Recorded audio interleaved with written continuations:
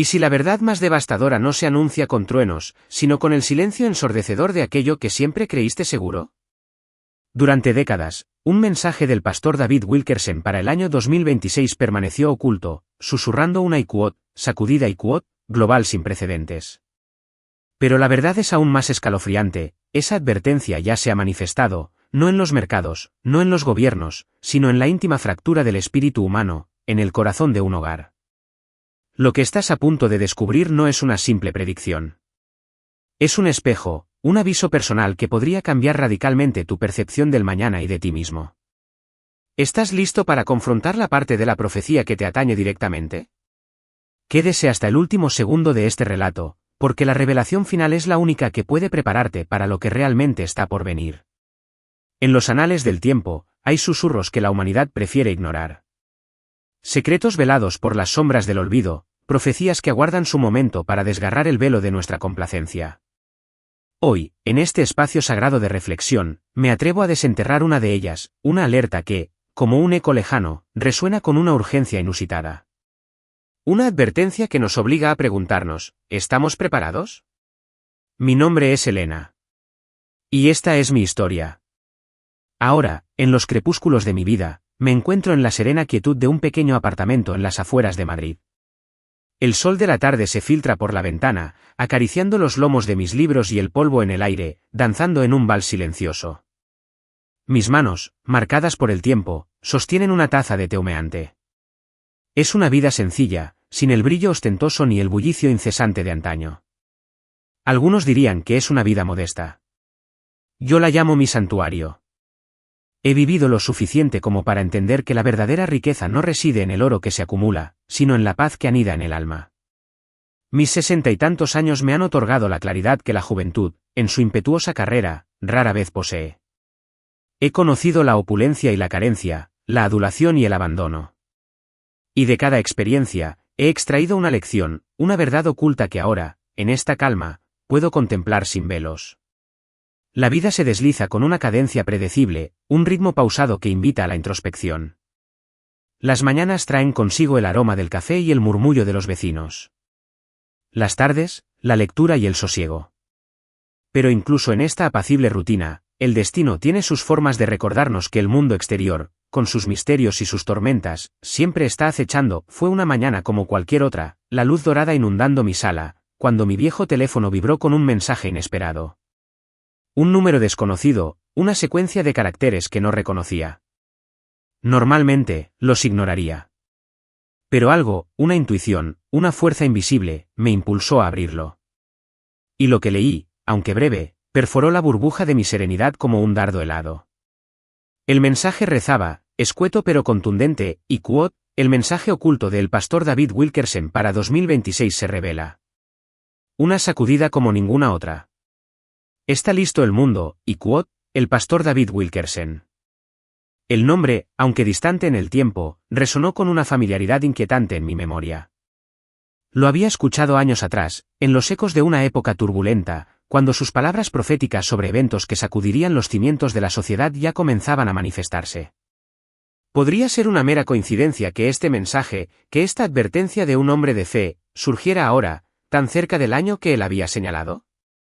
¿O acaso el destino teje sus hilos con una paciencia insondable, preparando el terreno para una revelación que pocos están dispuestos a escuchar?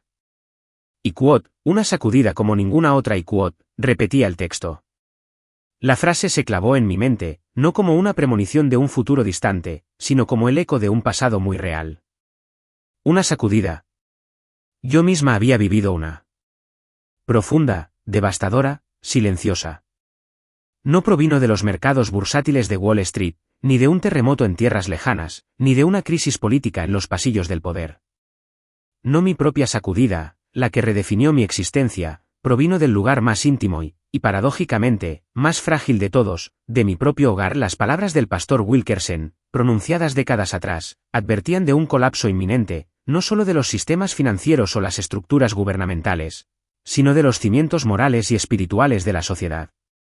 Hablaba de una gran quote, sacudida quote, que expondría la falsedad, la corrupción y la complacencia. Y al leer ese mensaje en la palma de mi mano, sentí como mi propia experiencia se entrelazaba con aquella profecía antigua. ¿Acaso no es el alma humana un microcosmos del mundo? ¿Y no reflejan nuestras tragedias personales las advertencias universales de los profetas? Mi sacudida no se anunció con titulares. No fue televisada. Fue un temblor silencioso, una fractura profunda que se extendió por el corazón de lo que yo creía que era mi fortaleza. Y al igual que el pastor Wilkerson advertía sobre un despertar necesario, mi propia experiencia me enseñó que a veces, la destrucción es el preludio indispensable de una verdad más grande. Este mensaje de 2026 ¿es realmente una novedad para un mundo que ya está temblando, quizás sin saberlo? ¿O es una luz que ilumina las profundidades de nuestras propias experiencias, revelando que las grandes profecías a menudo comienzan a cumplirse en los pequeños dramas de la vida de cada uno? La simple lectura de ese texto despertó algo en mí. Una necesidad de compartir, de desvelar la historia que me llevó a este remanso de paz. Una historia que, en su esencia, es un testimonio de la sacudida personal que precede, o quizás acompaña, a las grandes transformaciones de nuestro tiempo. Es una advertencia, sí, pero también es un mapa. Un mapa para aquellos que, como yo, han sentido el suelo temblar bajo sus pies y se preguntan qué significa realmente. Permítanme guiarlos a través de los ecos de mi pasado. Un pasado que, ahora lo entiendo, fue el preludio de la alerta oculta de 2026. Una historia que comenzó con un matrimonio dorado, sobre un fondo de éxito y opulencia tras el velo del tiempo. Mi memoria me transporta a una era distinta, a una vida que, para muchos, parecería un sueño dorado. Era el Madrid de hace décadas, vibrante y ambicioso, y en su corazón latía nuestra propia fortaleza, la casa que construimos, Ricardo y yo. Un santuario de éxito, situado en el prestigioso distrito de Salamanca, un lugar donde el lujo no era una aspiración, sino una norma. ¿Acaso no buscan todos un refugio, un trono desde el cual contemplar su propio imperio? Ricardo lo había encontrado, y yo, Elena, era su reina silenciosa. Nuestra villa era un lienzo de opulencia, cada rincón un testimonio de nuestro ascenso. Mármoles italianos que reflejaban las luces de los candelabros de cristal, obras de arte que adornaban paredes impolutas, jardines que olían a jazmín en las noches de verano. Las fiestas que organizábamos eran legendarias, el eco de las risas y las copas de champán resonaban hasta bien entrada la madrugada. Ricardo, mi esposo, era el anfitrión, el empresario de éxito, el hombre cuyo nombre se susurraba con admiración en los círculos de poder. Él era la fuerza impulsora, la voluntad indomable que forjó nuestra fortuna. Era esta la promesa de una vida plena, la imagen de la Iquot, bendición Iquot, que muchos buscan con afán. Yo, por mi parte, era la columna invisible que sostenía aquel majestuoso edificio. Mi rol no era el de los focos, sino el de la luz tenue que ilumina el camino. Mi tarea era cuidar el hogar, organizar la vida, ser el ancla emocional que Ricardo, en su incansable búsqueda de poder, necesitaba, aunque quizás nunca lo reconociera. Era una mujer entregada, con una sensibilidad que pocos percibían bajo mi fachada de dama elegante. Le ofrecí mi apoyo incondicional, mi intuición y mi calma. Siempre estuve allí, una presencia constante, una mano extendida. Mi amor por él era profundo, arraigado en la creencia de que éramos un equipo, un destino entrelazado. Pero, incluso en el idilio más perfecto, los hilos de la discordia comienzan a tejerse, a menudo de forma imperceptible. Los pequeños matices, las ligeras desviaciones en la brújula interna de cada uno, son los primeros indicios de que algo se está desplazando. No hubo quejas abiertas, ni discusiones vehementes en aquellos primeros años. Solo una sutil Iquot, diferencia Iquot, un abismo creciente en la forma en que cada uno de nosotros percibía el mundo, y más crucialmente, al otro. ¿Es la incomprensión la primera grieta en la roca de la unión, o simplemente la revelación de que dos caminos, aunque paralelos por un tiempo, están destinados a divergir? Ricardo, en su obsesión por el éxito, comenzó a medir todo con la vara del oro y el estatus. Las personas, las relaciones, incluso los momentos de felicidad. Todo se convirtió en una transacción, un escalón más en su ascenso imparable. Recuerdo una vez, era nuestro aniversario. Esperaba una conversación profunda, un intercambio de recuerdos, la reafirmación de nuestro vínculo. En su lugar, me entregó un collar deslumbrante, de diamantes y esmeraldas, valorado en miles de euros. Iquot, para que brilles aún más en la próxima gala, mi querida Iquot, me dijo con una sonrisa triunfal, sin siquiera reparar en la leve decepción en mis ojos. No era el regalo en sí, sino lo que representaba, la creencia de que el valor de nuestro amor podía cuantificarse en quilates, que mi felicidad era un adorno más para su imagen. Era un signo, claro y silencioso, de que su percepción de la vida, y de mí, estaba cambiando. Mi mundo interior, mis pensamientos, mis anhelos, se volvían cada vez más invisibles ante la deslumbrante fachada de la riqueza y el poder que él construía. No es esta, quizás, la primera manifestación de una Iquot, sacudida Iquot, interna, cuando el alma comienza a sentir que ya no encaja en el molde de lo material. Las profecías no siempre se manifiestan con truenos y relámpagos, a veces, comienzan con el crujido apenas audible de un corazón que empieza a entender que ha sido mal valorado. Este era el destino que comenzaba a revelarse, no en el mundo, sino en el santuario de nuestro hogar. A medida que los años transcurrían, la brecha entre Ricardo y yo se ensanchaba, no de forma abrupta, sino con la persistencia implacable de una marea creciente. Lo que una vez fueron sutiles diferencias, se transformaron en una distancia palpable, un abismo de valores que nos separaba aún bajo el mismo techo. Él, un titán en su propio universo, cada vez más absorto en su poder y sus conquistas externas. Yo, una figura en el fondo, observando cómo la armadura del éxito blindaba su corazón contra la verdadera intimidad. ¿Es acaso el poder una droga tan embriagadora que nos ciega a la belleza de lo sencillo, a la esencia de lo humano? La manera en que Ricardo me presentaba a sus socios y colegas se volvió una dolorosa confirmación de su cambio. Iquot, aquí está mi esposa, Elena. Es la que mantiene la casa en perfecto orden, un pilar indispensable para mi éxito Iquot, solía decir, con un gesto grandilocuente. Sus palabras eran un elogio, sí, pero vacío de alma. Era como si yo fuera una de sus valiosas posesiones, una pieza más en su exquisita colección, en lugar de un ser humano con pensamientos, sentimientos y aspiraciones propias. Mis cualidades intelectuales, mis intereses artísticos, mi propia voz, se desvanecían ante la deslumbrante vitrina de su fortuna. Mi esencia se licuaba, se volvía invisible, ante el brillo de su éxito. Observar a Ricardo interactuar con los demás también era revelador. No disimulaba su desdén por aquellos que no alcanzaban su nivel de éxito material. Un camarero, un nuevo empleado sin un pedigrí impresionante, incluso algún pariente lejano con una vida más humilde, para él, eran sombras en la periferia de su mundo, personas sin Iquot, peso Iquot, o Iquot, influencia Iquot. Su arrogancia no era un estallido de ira, sino una condescendencia fría, calculada, que me helaba el alma. ¿Es posible que la riqueza, en lugar de elevar el espíritu, a veces lo encadene, lo atrofie, impidiéndole ver la chispa divina en cada ser humano? Este desprecio, ¿no es el reflejo de un alma que se aleja de la compasión, que ignora las advertencias de la verdadera sabiduría? Nuestras conversaciones, antaño fuentes de conexión y entendimiento, se marchitaron hasta convertirse en monólogos. Ricardo, agotado por sus batallas diarias, apenas me escuchaba. Mis intentos de compartir mis pensamientos, mis sueños o incluso mis preocupaciones se veían interrumpidos por sus relatos de negocios, sus triunfos, sus planes futuros. Iquot, Elena, querida, no tengo tiempo para trivialidades ahora.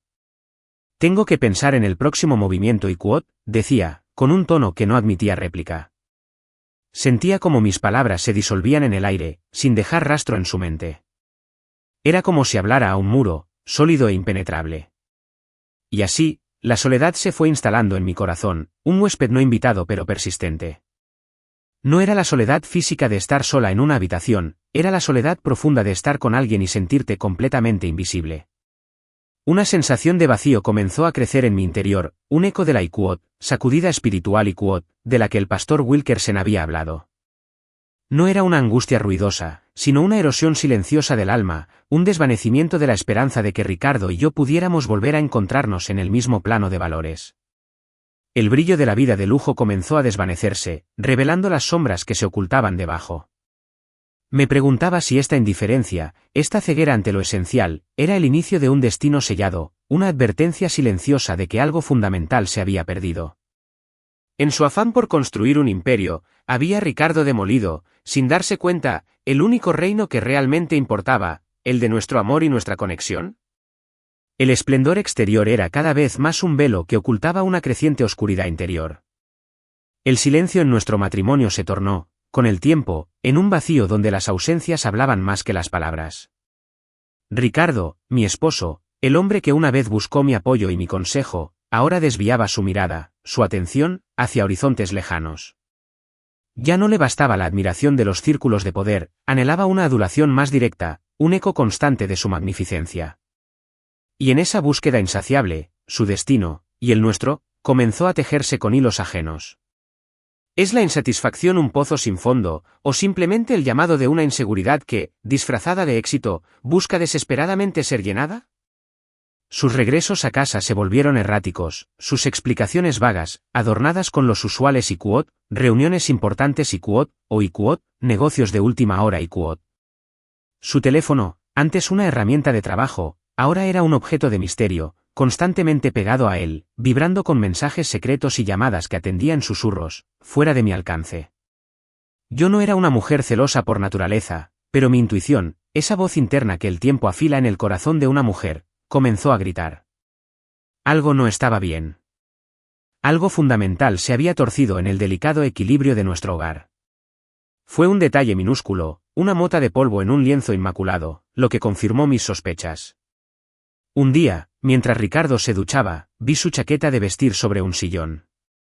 Un recibo sobresalía de un bolsillo interior, una cena en un restaurante en el barrio de las Letras, uno de esos lugares íntimos y discretos que él nunca frecuentaba conmigo, y para 2 personas.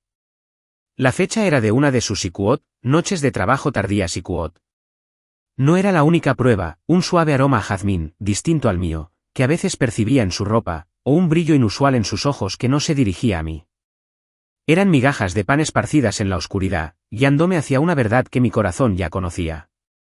Y luego, supe su nombre. No por una confesión, sino por un descuido.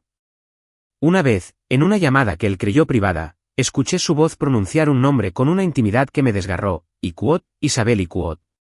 Era una mujer más joven, o eso deduje por los fragmentos de conversación que captaba. Una mujer, Ricardo me lo había contado una vez de pasada, que era una de sus nuevas colaboradoras en un proyecto. Él la describía como IQOT, brillante y llena de energía IQOT, pero lo que realmente destacaba era su admiración incondicional por él. Ella lo IQOT, necesitaba IQOT, lo IQOT, idolatraba IQOT, veía en él al hombre de poder y genio que él tanto ansiaba proyectar. ¿No es esta una IQOT, decepción sutil IQOT, de la que hablaba el pastor Wilkerson, una verdad disfrazada de falsa luz, que promete una gratificación inmediata pero roba la esencia de lo auténtico? Mi reacción, para muchos, podría haber sido inesperada. No hubo gritos, ni lágrimas, ni enfrentamientos dramáticos. Elegí el silencio. Elegí la observación. ¿Acaso no es la calma, en medio de la tormenta, la forma más poderosa de resistencia? Me convertí en una sombra más en mi propia casa, pero una sombra que veía, que discernía, que acumulaba conocimiento con una frialdad sorprendente. Pasé horas, no en buscar confrontación, sino en entender la dinámica de su traición, la raíz de su necesidad de esa adulación externa. La imagen de un matrimonio perfecto, de un marido infalible, se derrumbaba pieza por pieza ante mis ojos. Era una IQOT, sacudida IQOT, interna, silenciosa pero brutal, que desmantelaba cada ilusión que había albergado durante años. Pero en lugar de la desesperación, sentí una extraña claridad. Comprendí que esta era mi propia IQOT, alerta oculta IQOT, un llamado a despertar a una realidad que había evitado enfrentar. El destino, en su implacable sabiduría, nos presenta las verdades más duras no para destruirnos, sino para liberarnos. Y yo, Elena, estaba a punto de desatar mi propia liberación.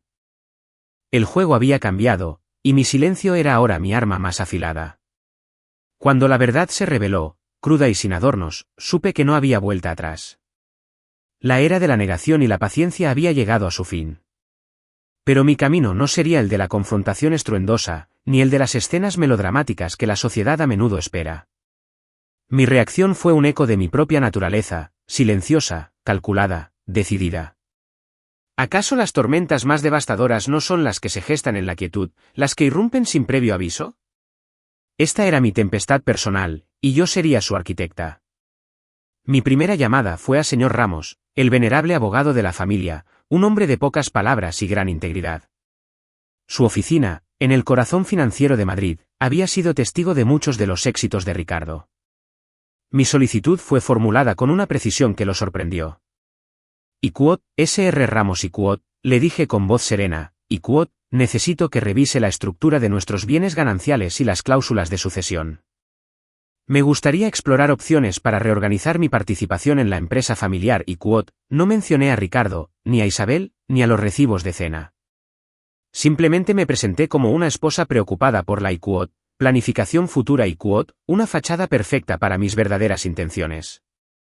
Mi objetivo era claro, asegurar el futuro de mi hija, Sofía, y mi propia independencia, sin levantar ni una sola sospecha en el imperio de Ricardo. Es el primer paso hacia la libertad, ¿no es así? Mientras señor Ramos iniciaba su trabajo discreto, yo, Elena, comencé mi propia búsqueda, silenciosa pero implacable.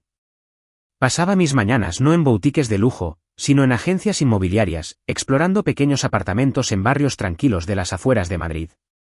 Visualizaba una vida diferente, más sencilla, sí, pero mía.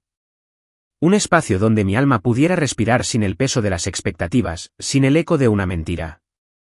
La idea de la IQOT, libertad IQOT, se convirtió en mi faro, un concepto que el pastor Wilkerson había vinculado a la verdadera fe, a la desvinculación de las falsas seguridades del mundo.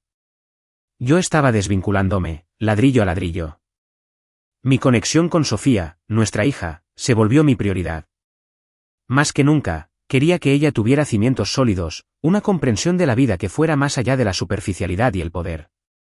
Pasábamos tardes enteras conversando sobre sus sueños, su futuro, los desafíos del mundo moderno.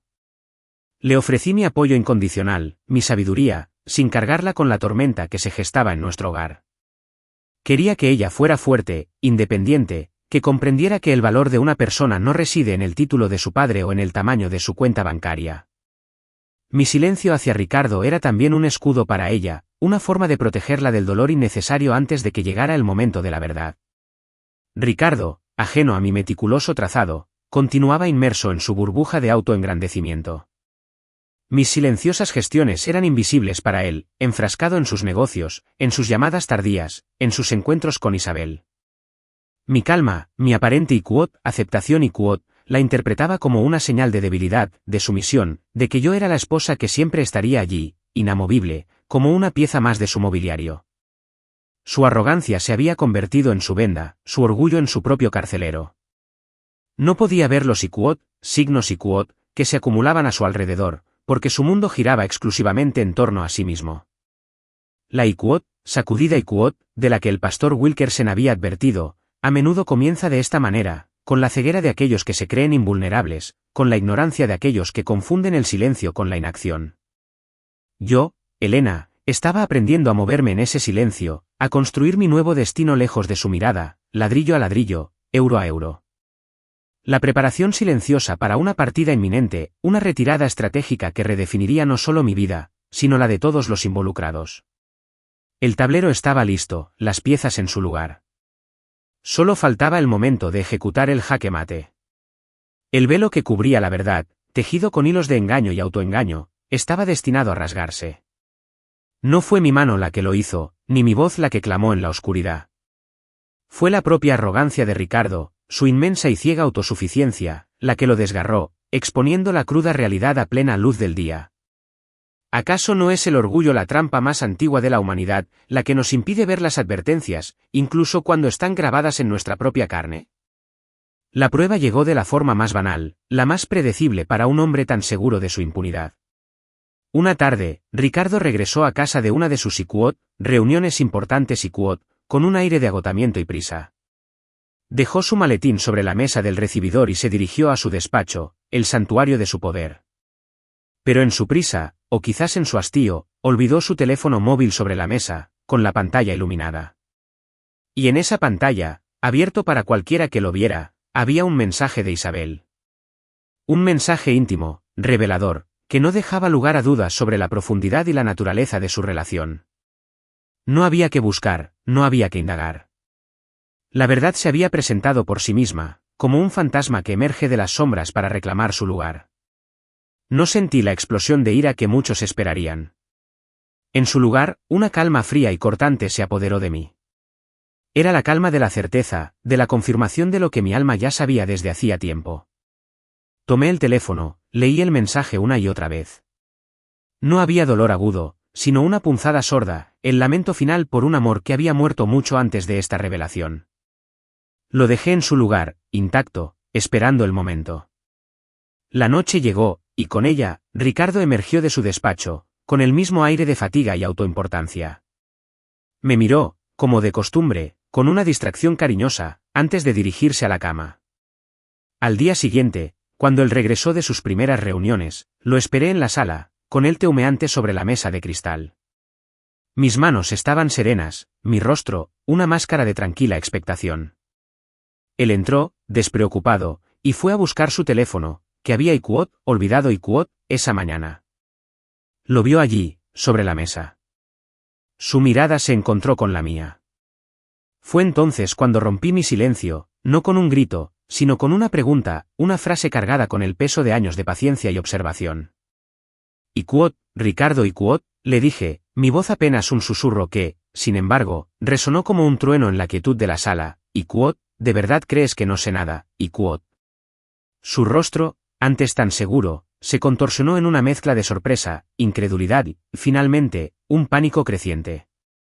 Intentó negarlo, balbucear excusas, culpar al malentendido a los problemas del trabajo Pero sus palabras eran huecas, sus ojos, traicioneros. Lo escuché en silencio, mi mirada fija en la suya, sin juicio, solo con una triste y profunda comprensión. Vi en sus ojos el miedo, el ego herido, la desesperada necesidad de mantener su fachada perfecta. Comprendí que su infidelidad no era solo un acto de pasión, sino un síntoma de su propia inseguridad, de su constante necesidad de reafirmación. Necesitaba ser el grande el indispensable y mi calma, mi autonomía, eran una amenaza para ese frágil ego. No hubo discusión. No había nada que discutir. Las palabras se habían vuelto inútiles hace mucho tiempo. Él siguió hablando, intentando reconstruir un castillo de naipes que ya se había desmoronado. Pero yo ya no le escuchaba con el corazón, sino con la fría lógica de una estrategia largamente planeada. En ese instante, su autosuficiencia se convirtió en su propia trampa, su orgullo en su mayor debilidad. La verdad, como una profecía largamente anunciada, se había manifestado. Y su sacudida personal acababa de comenzar. Este era el momento del despertar, no solo para él, sino para mí. El velo se había levantado. Cuando el sol se puso en aquel día fatídico, no solo selló el final de un día, sino el epílogo de una vida compartida. Mis palabras a Ricardo no fueron un grito de guerra, sino un requiem silencioso por un amor que ya no existía. Lo miré a los ojos, con una claridad que él nunca había visto en mí, y pronuncié la verdad que mi corazón había madurado en la soledad. Ricardo le dije, mi voz firme, sin titubeos, no puedo, ni quiero, seguir viviendo esta vida. Me voy no era una amenaza, ni una súplica. Era una afirmación de mi propia existencia, una decisión tan antigua como el destino, tan irrenunciable como la libertad. ¿Acaso no es la decisión de irse, a veces, el acto más puro de amor propio, la manifestación más valiente de la voluntad de Dios en un alma oprimida? Su reacción fue una mezcla predecible de incredulidad y furia. Primero, la negación, no puedes hacerme esto, Elena. ¿A dónde irías? ¿Qué harías sin mí? Luego, la ira, esto es una locura. Estás cometiendo el mayor error de tu vida, intentó manipularme, apelando a nuestros años juntos, a la familia a mi debilidad sin él. Pero esas palabras, que antaño me habrían herido, ahora rebotaban en mí como ecos vacíos. Mi corazón ya no residía en su imperio de espejismos. Fue entonces cuando le revelé la siguiente verdad, la que realmente lo derrumbó. Ricardo continué, mientras sus ojos suplicaban, hace meses, con el señor Ramos, organizamos la transferencia de mis acciones en la empresa su rostro se blanqueó. Mis 2 millones de euros en participación, los he transferido a Sofía la cifra de 2 millones de euros resonó en la sala como un trueno, despojándolo no solo de una parte significativa de su fortuna, sino también de una porción de su poder, entregándola a nuestra propia hija. No fue un acto de venganza, sino de justicia, de previsión. Una sacudida financiera que, para él, era tan devastadora como la traición que me había infligido. Le arrebaté el control sobre una parte de su legado, no para mí, sino para el futuro de nuestra sangre, para que Sofía tuviera una voz propia, una independencia que yo había tardado tanto en reclamar. El shock fue absoluto. De la ira pasó a la desesperación, a súplicas patéticas. Intentó negociar, llorar, apelar a un amor que ya no existía. Pero era tarde. Las profecías no se negocian, y las decisiones del alma, una vez tomadas, son irrevocables. En ese preciso instante, mientras su mundo se desmoronaba, el destino tejió otra hebra de su advertencia. Isabel, la mujer que había alimentado su ego, se desvaneció de su vida tan rápido como había aparecido. Un mensaje de texto, un escueto adiós. Ella no había amado a Ricardo, sino a su poder y su posición. Al sentir el temblor en su trono, ella simplemente huyó, confirmando la superficialidad de su conexión. Era la manifestación de que las falsas seguridades, como había advertido el pastor Wilkerson, se derrumban al menor signo de la verdadera Iquot, sacudida Iquot. Tomé una pequeña maleta, con solo lo esencial. No hubo despedidas sentidas, ni miradas de rencor.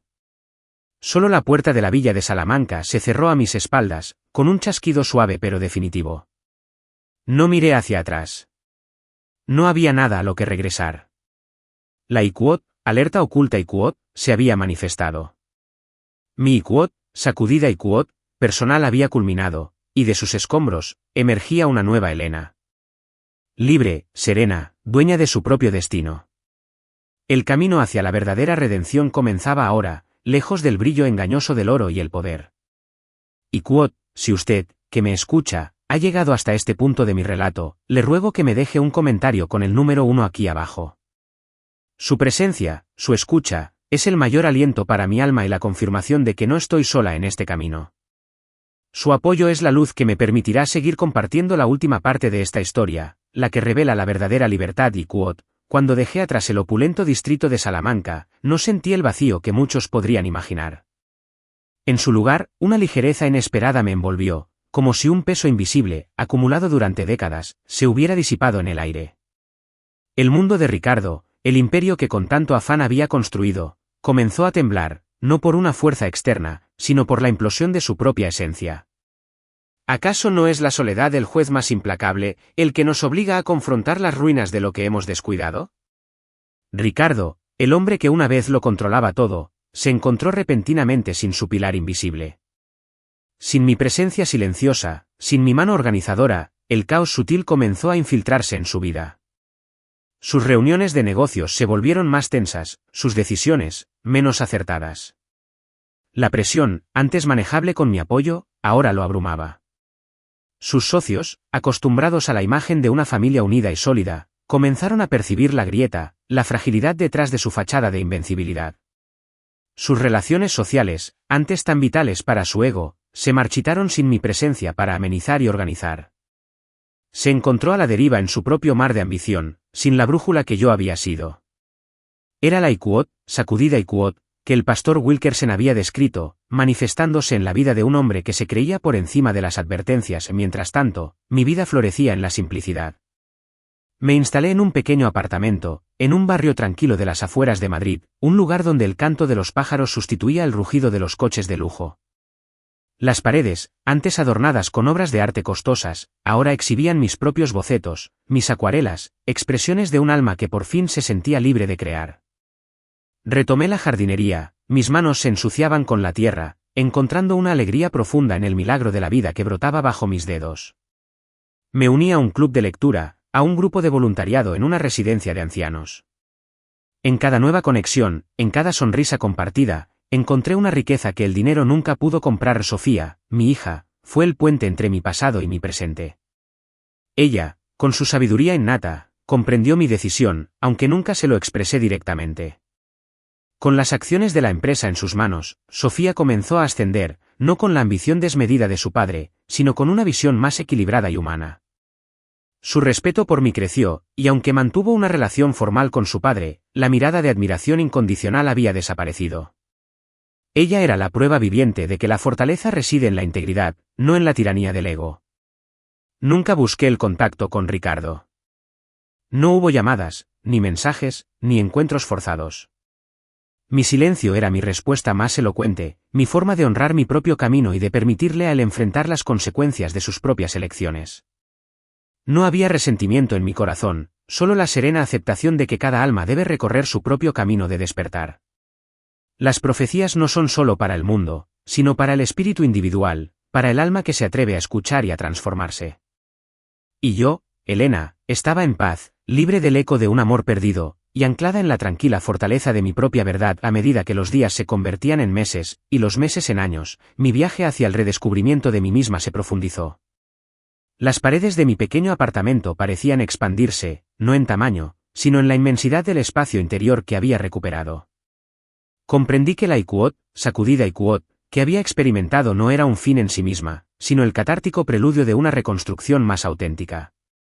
¿Acaso no es en las ruinas donde la verdadera fuerza se revela, donde el alma, despojada de sus falsas coberturas, encuentra su propósito más puro?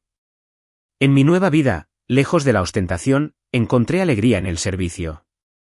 Me uní a un grupo de ayuda en la comunidad, compartiendo mi tiempo y mi experiencia con aquellos que luchaban por encontrar su propio camino. Al escuchar sus historias, al ofrecerles una palabra de aliento, descubrí una conexión humana que superaba con creces el frío brillo de los cócteles de lujo. Mis conversaciones se llenaron de un propósito renovado, de una resonancia que había echado de menos durante tanto tiempo. Comprendí que el verdadero poder no radica en la capacidad de dominar a los demás, sino en la habilidad de elevarlos. Fue en este contexto de renovación que las palabras del pastor David Wilkerson adquirieron una nueva dimensión en mi mente. Sus advertencias sobre la Ikuot, gran sacudida Ikuot, sobre la exposición de las falsas doctrinas y las corrupciones del espíritu, se reflejaban con una claridad asombrosa en mi propia historia. Ikuot, la sacudida no es para destruir Ikuot, resonaba su voz en mi memoria, Ikuot, sino para despertar lo más genuino Ikuot. Mi colapso matrimonial, mi pérdida material, no habían sido un castigo, sino una purificación.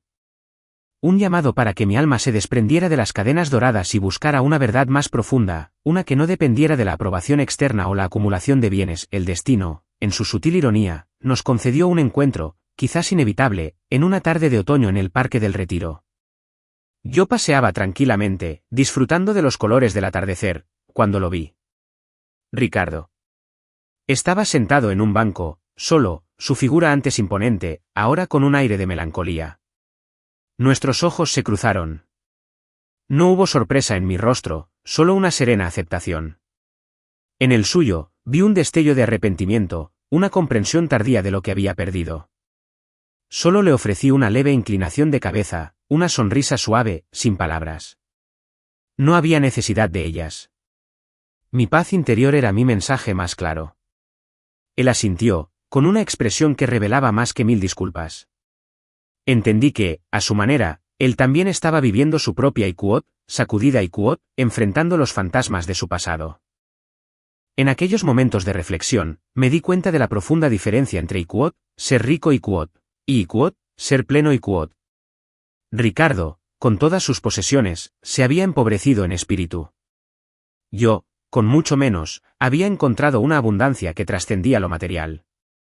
Comprendí que el verdadero poder no reside en el control sobre los demás, sino en la libertad de ser uno mismo, de vivir alineado con los valores más profundos del alma. La Ikuot, advertencia oculta Ikuot, de Wilkerson no era solo sobre un año específico, sino sobre la elección constante entre la verdad y la ilusión, entre la acumulación y la trascendencia. Y yo, Elena, había elegido mi camino, un camino de autenticidad que me había llevado a una paz que ni todo el oro del mundo podría comprar. El ciclo se había completado. Mi historia, como la de muchas almas en este vasto universo, es un testimonio de la incesante búsqueda de la verdad y la libertad. Aquí, en mi pequeño remanso de paz, cada amanecer es una bendición, cada tarde una oportunidad para la gratitud. Disfruto de mi café, el aroma tostado llenando la cocina, y de las páginas de un libro que me transporta a otros mundos. Ya no hay prisas, ni el peso de las expectativas ajenas. Solo la suave cadencia de una vida vivida con propósito, una vida donde el Ikuot, ser Ikuot, ha vencido al Ikuot, tener Ikuot. Comprendí que las Ikuot, sacudidas Ikuot, de las que el pastor David Wilkerson nos advirtió no son meros eventos cataclísmicos.